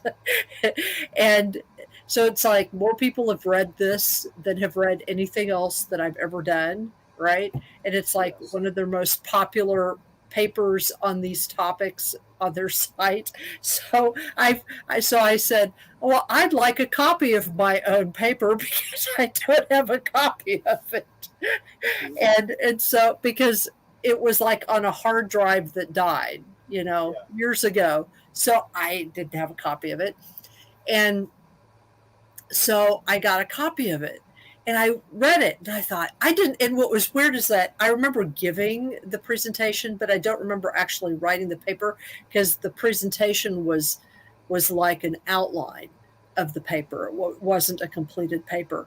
But apparently I had written a completed paper for the journal. And I don't remember doing that because I probably got drunk and did it. I don't know. But anyway, that's how I used to write my graduate papers, is that I would wait to the last minute and then do like an 18-hour blat, and write them in a very short period of time. But so I have it, and I read it and I thought, this has actually got some interesting stuff in it. I mean, it's a little out of date, but it's got some interesting stuff in it. So I'm actually going to do a blog on it, like reading it, and then adding stuff to it. annotating it, things that have happened since then. It's sort of a blast from the past because this is 1999, so it was before 9/11. It was in 1999. Y2K was the thing. That there was this fear that when all the computers would update to the year 2000, that they would think that it was actually the year 1900, and it would freak them out. Yeah. That like whole computer infrastructures would collapse. It's before social media. And most people that had the internet were still on AOL. So it's like a very, very different sort of time period, but yet it's talking about conspiracy theories and then applying that to certain types of UFO narratives. But there's stuff in it that's so current, like what's going on right now, in terms of of why people glom onto conspiracy theories, why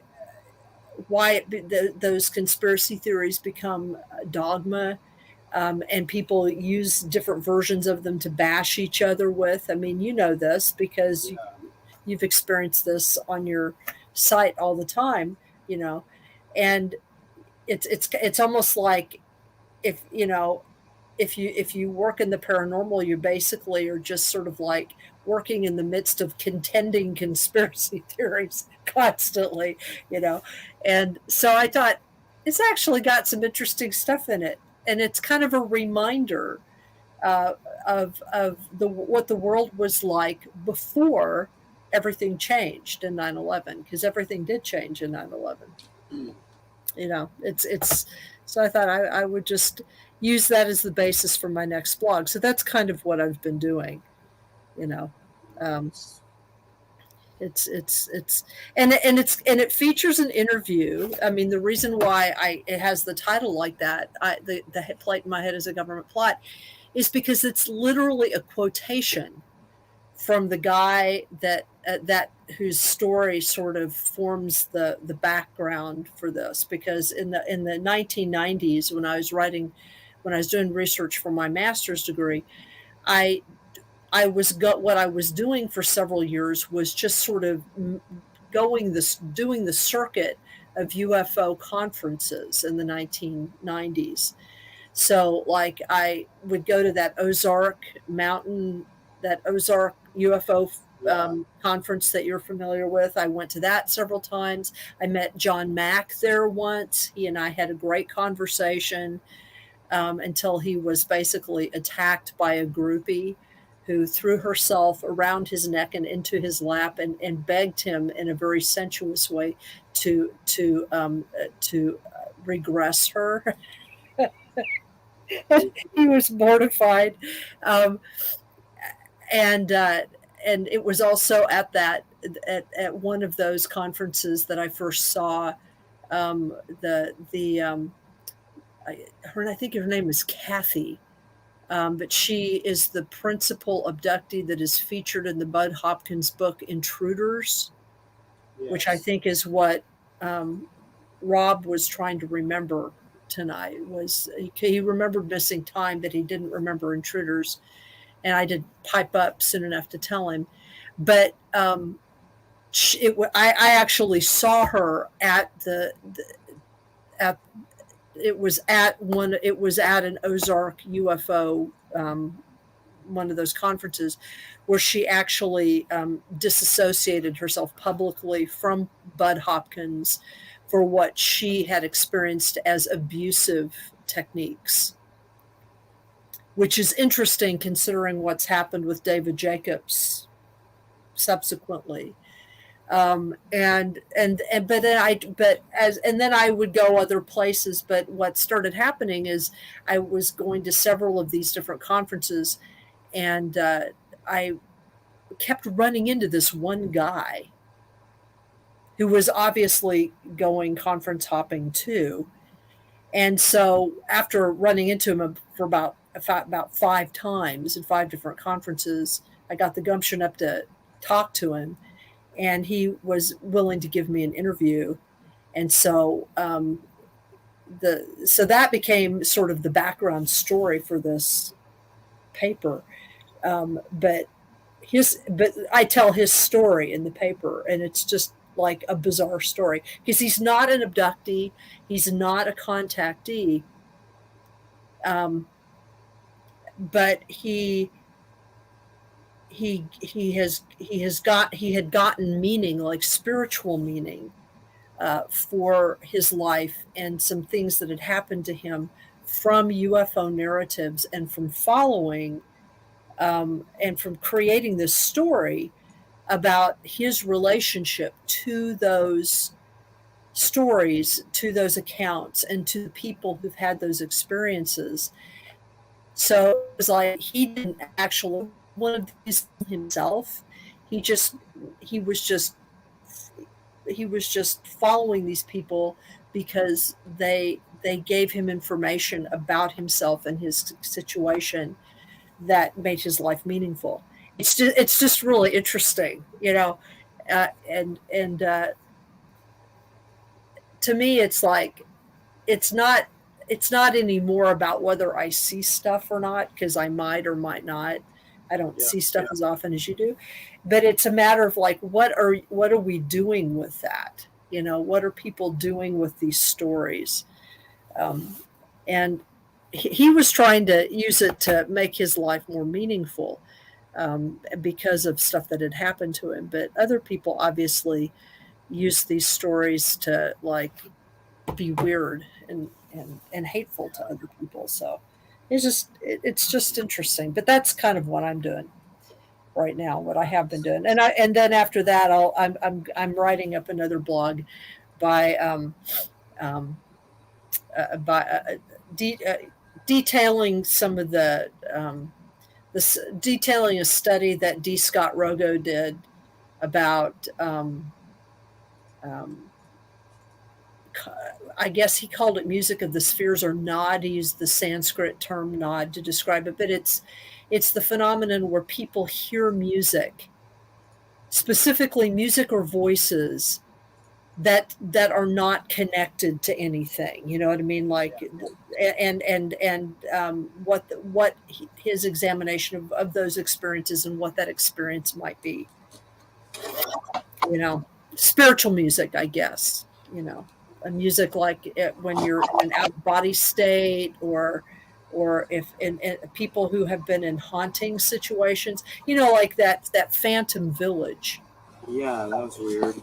Yeah, well, Paul Eno has stories like that, where and I had a strange experience that was kind of like that. It didn't last as long, but it was I've only had that experience once, but it was very uncanny when I had it, and I have to admit it changed my life at that point.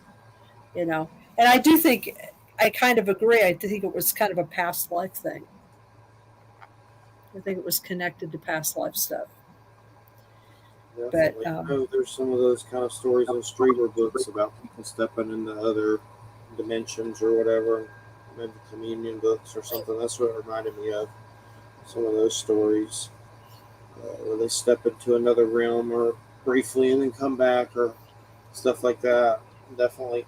I've had my last experience mostly were all that weird haunted house stuff, but lately I've seen a few things like, but I don't know what they are, like a weird star traveling in space. It looks like a star just moving. It could be anything, but a lot of my experiences calm down. I think that I don't know if they like me anymore or what or something, but they've slowed down. They've slowed down. I just have my Goldie oldies that I tell now. But did have some weird stuff at the haunted house situation where some psychics or something said it was an interstellar demon or something. But interstellar demon. Yeah, crazy stuff like that. But I'd like to see some more stuff. There's just so much other crap up there. You don't know what you're seeing if you even do see something. Well, I know. That's the whole thing. It's like that's part of the reason why, in some of the blogs that I've been doing, I've been going back to older stuff. I've been going back to, like Scott Rogo and the Utah the Utah UFO display back in the 60s and 70s before we had all that crap up in the air, you know what I mean? And before like photography was so sophisticated that you could automatically just fake things. Like that's why, to me, Harley Rutledge's work is so important, because he clearly wasn't faking anything, and he was deliberately trying to make sure that there would be as many witnesses as possible and recording devices as possible at any given time, so that there wouldn't be a question about whether or not someone was faking stuff or not, and the truth is they got some interesting material, not a lot of it, not all the time, but you don't need to get all of it all the time. You know what I mean? You only need to get really good material occasionally. Definitely. We're just so impatient. Everything's just weird. It is weird. It's Tired very, lately, like an exhaustion. yeah. So everything just feels tired. And I've been having some kidney stone stuff. That's always great. Trying to figure that out. Someone said lemonade, so I drank some lemonade, and then I think I made it too sweet from that powdered stuff. You got to get the real stuff probably in those Simply Life or whatever the real. Oh yeah. You should do. What you can do is get just cranberry and lemon. Just get some of that cranberry juice. Yeah, I've been and doing just like squeeze some lemons in it. Yeah, that sounds good. It is good. Cranberry lemon. I like lemon juice. I like cranberry juice. So definitely been trying to drink more of it, and go from there. You haven't been doing any shows lately? TV shows or? I've just been. Don't have a lot of time. I don't have TV, but I have been starting to watch, the last season of Picard, because I'm a Star Trek fan. So yeah. I've started watching that. I did do one thing though.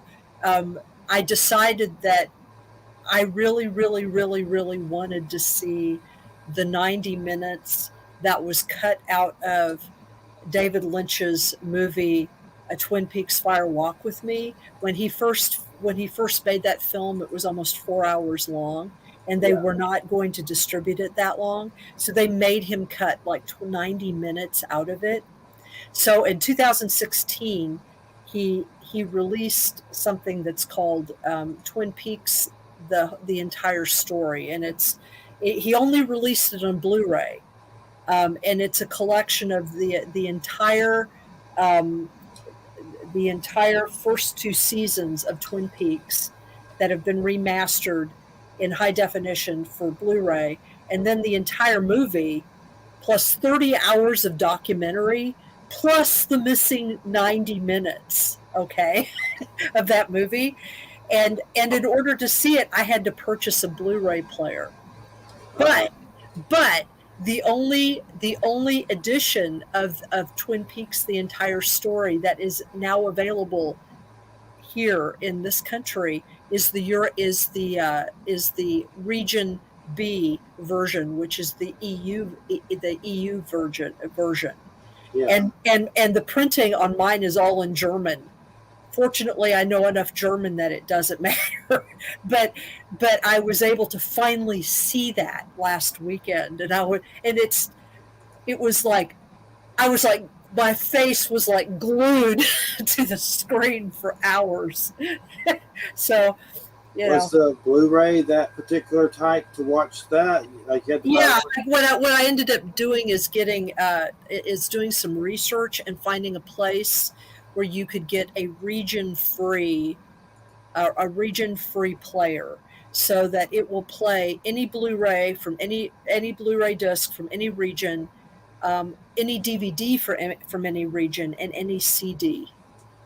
Nice. Yeah, and it works really well. Sony puts them out. They're the kinds of, they're for an international audience though.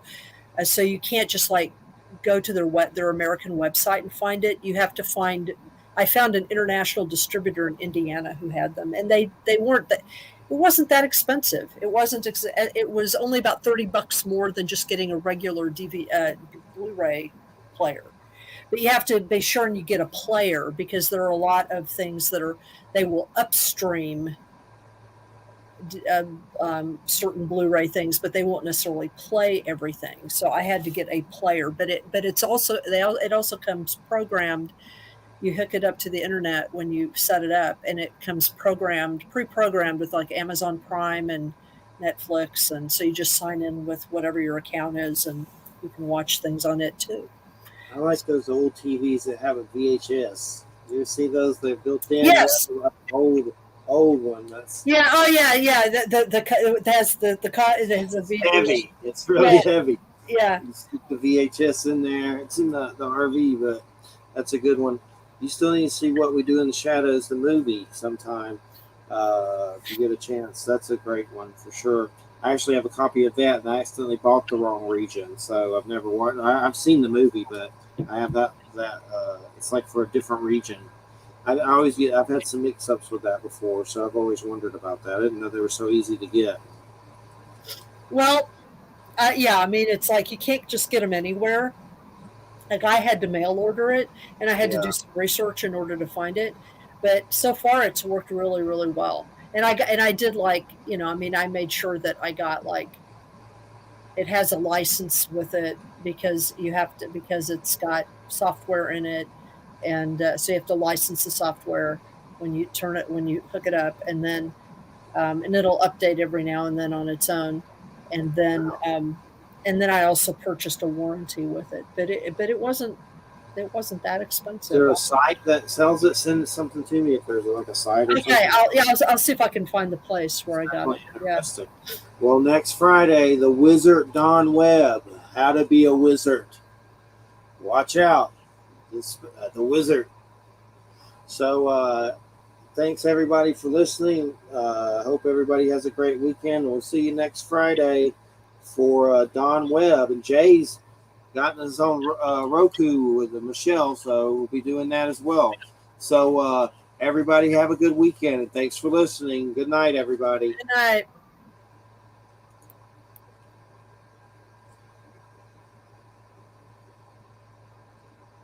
Can't hear you. Now you can hear me, can't you? It helps when I turn on my mic. I said, what did you say about Roku? Jay's supposed to be paying for it starting in April.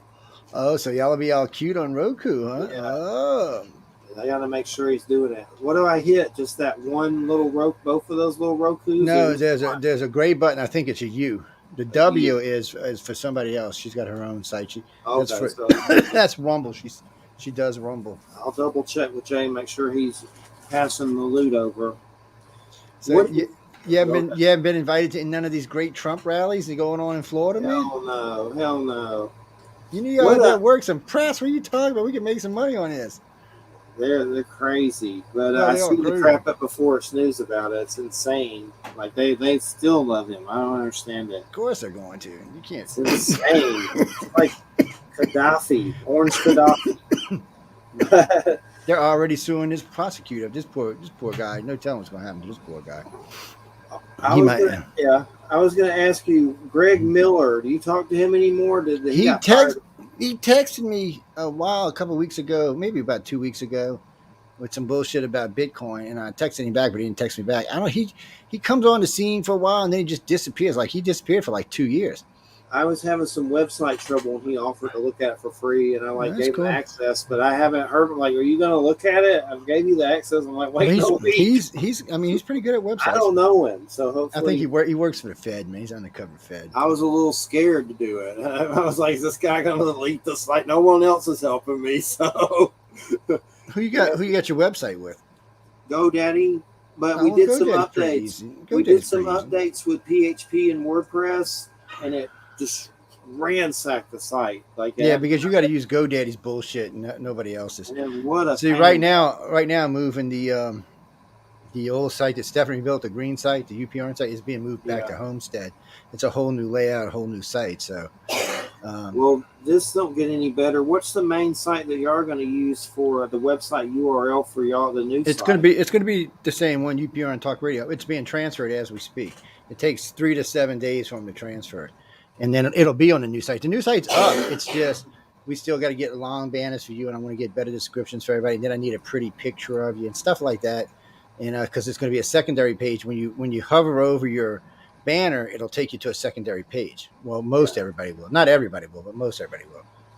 Let me ask you this. I thought about this. I don't even know if it's possible, but if for some reason my site croaks, is there a way to let Church of Mabus Radio go to the y'all's new site? My link, my URL, they click it and it would go to your site. Yeah, you just so that's what I was going to ask you if you want it done anyway. So, like when we linked at a second page, when you click to go to the next page, it can see like if you click mine, UFO Undercover, or iCar goes, or which one we call News Flip Eye goes right to the website pages.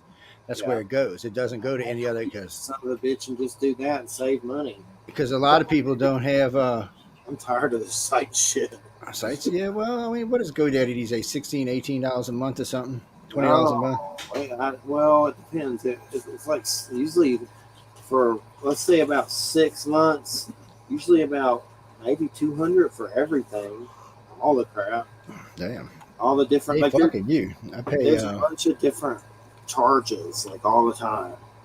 I pay $16 for one of the sites and $19 for the other site. For the UPRN radio site, that's what I pay for, $19. And but we do all the work on it ourselves. And it was a pretty site. Stephanie built it. It's still a pretty site, but it's getting ready to disappear. Within 4 or 5 days, it will be gone. It will be no more. I'm going to take a screenshot of the homepage for, just because. And then after that, it will no longer exist. So if I did that, it wouldn't affect anything. On your end, just take them there, right? That's it. No, that's it. Just take people that went to my site to the network site. Yeah. So because what we do is we just set a domain name. We get a domain name from whoever it is, and then we just embed it into the thing, and it just takes it to wherever that domain is. Do that if it's so when they click on it's, I don't know, it's weird. And I don't know, because sometimes we host other sites in the Homestead account, because Homestead for $30 a month give me unlimited sites. Whereas with GoDaddy, each site costs you money, and I have multiple sites running around, so it got old real fast. I was like, that's bullshit. Yeah. Well, because I got 16, 18 sites right now, so on HomeDad I'd be paying $300 a month. Yeah, I get some traffic, but it's nothing probably to brag about, really. We don't either anymore. We don't see, so that's going to be a new thing. Next meeting is going to be one of those things we'll be focusing on, the new website, getting it out there. Because the Roku things, links are going to be there, and other links are going to be there, and archive links are going to be there, and website links will be there. So it'll make it easier. I found a long time ago, if I can put, like UFO Undercover, if I've got the website linked to the homepage on the website, when somebody clicks on UFO Undercover, it takes them to the site. So anything I want to update or put, I just put on the site right there, and it's there for anybody who wants to see it. And it's just an easier way to, and then, but not all the hosts have their own website. Some of them want to use Facebook pages, and I'm kind of anti-Facebook pages. It's, you can use them, but Facebook page you can't really do anything with unless you do a business page. It's just strolling whatever page going by. There's never any information just sitting there for you to read. Yeah, it's whatever you post now is gone an hour from now or 2 hours from now. Rob and Trish MacGregor were just on. They're pretty good, but they're about to interview old Strieber on Monday on their show. Are they? Old Strieber, yeah. I didn't even know he was doing interviews anymore. Yeah, he put out a new book called Them that's everybody's jerking off to. That it's letters from people about aliens or some crap. But they said they would get me on. They want me on their show. I would do it. I guess that's a good one to do. I don't do show appearances that much. I don't really like it. Mostly because we've been having blood pressure and kidney stone stuff. It's like I'm doing my show and being uncomfortable. It's like my shit goes when you're in desk, your shit goes up, your blood pressure and stuff. They got me on pretty good blood pressure medicines these days. They got me on two different ones. They got me on one's, well, it's not even true. One's a blood pressure medicine, and one's it's to keep because I got that stent. It's to keep my pulse rate down below 80 beats. It usually keeps it somewhere around 60, 65 beats a minute. And so, I got to really get stupid to have a heart attack, but it doesn't rule one out. It just makes it harder. That's all. You get your kidney stone stuff out of the way? No, I haven't. They don't. They're like the doctor said until it moved to somewhere, they're not going to because it's inside the kidney still. One's 10, almost 11 millimeters, and the other one's was 3. I think it's 5 now. And they're like, well, until it starts hurting you or it moves out of that pocket, we're going to leave it alone. That's how Sooner mine or later, is. they Too. gotta That's fuck how with mine is on some level. They do have some stuff called Stonebreaker on Amazon. Everybody's on there writing that amazing reviews about in a blue bottle that's supposed to break that stuff up. Called Stonebreaker. It's in a blue bottle, but I tried it and I'm still having some nonstop weird burning in my tip of my doodad every time I pee. So that's I'm like, I hope it's a kidney stone. And leave that shit alone. Yeah. Well, that I haven't done in a while, but I'm just hoping it's nothing else serious, like something like kidneys. I did kratom for many years, and I quit doing it finally. That could have did damage to stuff. It may not have. It's hard to say with that kind of stuff. It's Yeah. It really is, and because when they switched me from carbazite to carbazine for my trigeminal nerve, that shit, if you wake in the morning, you piss, it burns, but after that, it doesn't. But it does. I asked my doctor about it. He said, no, it's probably the drug. He said, or it's one of them stones shifting around. Because every now and then I think my back gets to hurt on the right side. I think it's my back hurt. It's probably that fucking stone moving around.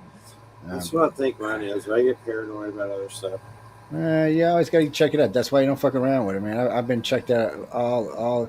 My doctor does blood work as a matter of fact, she called me the other day, want me to come in. So it's about every 7 months she does blood work on me. They do take urine, they do blood work. They let me know what's going on if there's any problems, and because she believes in catching it fast.